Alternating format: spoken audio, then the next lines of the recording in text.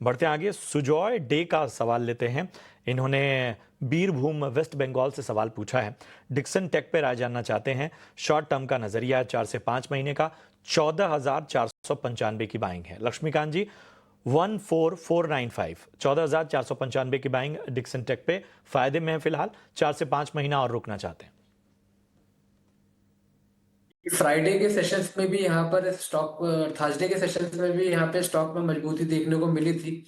इस स्टॉक ने 20 डीएमए का सपोर्ट लिया था जो कि 16,140 के आसपास आ रहा है, और देन आफ्टर हमें अच्छे खासे अपसाइड के मोमेंटम देखने को मिले थे। उसी के मद्देनजर हमें लगता है कि ये स्टॉक आने वाले समय में भी ऊपर की तरफ बढ़ सकता है। अभी जो फिलहाल इमीडिएट रजिस्टर दिखाई दे रहा है वो दिखाई दे रहा है 17,100 का। एक बार 17,100 की वो एक डिसाइसिव क्लोजिंग आती है तो हमें फिर से ये स्टॉक अपने ऊपरी स्तर पर दिखाई देगा।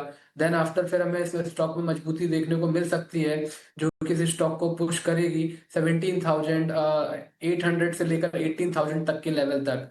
जैसा कि इन्होंने बताया इनका लंबे समय का नजरिया है, तो मुझे लगता है इनको होल्ड करके चलना चाहिए और इनको थोड़ा सा वेट करना चाहिए। अगर फर्दर ब्रेकआउट मिलता है तो देन आफ्टर हमें अच्छे खासे अपसाइड के लेवल्स इस स्टॉक में देखने को मिल सकते हैं। ये राय आपको मिलती हुई। चलिए, इन सब के बीच में अब इतने ही सवालों को हम शामिल कर पाएंगे और बढ़ेंगे अपने खास सेगमेंट वीआईपी शेयर्स की ओर।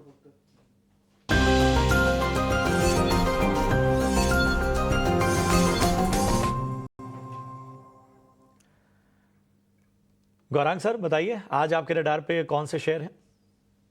दो विकल्प है प्रशांत भाई। एक है रक्षा क्षेत्र की कंपनी, क्योंकि ये जो करेक्शन आया है, हमारी विचारधारा ये कहती है कि इस प्रकार के करेक्शन में आपको थोड़ा बहुत साहस जुटा करके, लंबी अवधि का नजरिया रख करके, थोड़ी बहुत जोखिम झेलने की क्षमता ऊपर रख करके लंबी अवधि के लिए निवेश करना चाहिए। तो पहला विकल्प है सरकारी company Bharat electronics limited, BEL. 440 के पार के लक्ष्यांक है। और दूसरी एक छोटी मझोली कंपनी है कैपिटल गुड्स इंजीनियरिंग क्षेत्र की, केईसी इंटरनेशनल। यहाँ पर करीबन 1,000 रुपए के आसपास के अनुमानित लक्ष्यांक है।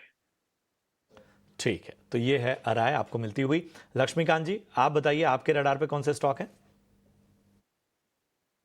रडार पे दो स्टॉक्स हैं, एक बाय के लिए एक सेल के लिए है। तो सबसे पहले सेल वाले स्टॉक्स की बात करूंगा जो कि है पीपीएल फार्मा। सो अगर फ्यूचर कॉन्ट्रैक्ट में हमें इसको शॉर्ट करके चलना है अराउंड दी लेवल्स ऑफ 193, और इसमें जो हमारे एक्सपेक्टेड टारगेट आ रहे हैं वो आ रहे हैं 183 के, और शॉर्ट करते समय स्टॉप लॉस रखना है हमें 198 का। जैसा कि आज हमने देखा कि फार्मा एक बड़ा अंडर परफॉर्मर रहा है, और इस पीपीएल फार्मा ने भी अपने जो की सपोर्ट लेवल्स हैं उनके नीचे की क्लोजिंग दी है, तो हमें इस स्टॉक में फर्दर डाउनवर्ड प्रेशर देखने को मिल सकता है अगले हफ्ते भी। दूसरा स्टॉक है स्टेट बैंक ऑफ इंडिया। इसमें बाई की सलाह रहेगी। आज जिस तरीके से हमें निफ्टी और बैंक निफ्टी में गिरावट देखने को मिली उसके हिसाब से एसबीआई में हमें एक रेजिलेंस देखने को मिला है। अभी भी स्टॉक अपने पॉजिटिव क्रॉसओवर के ऊपर ही सस्टेन कर रहा है जो कि हमें 100 और 50 डीएमए के आसपास दिखाई दे रहे हैं।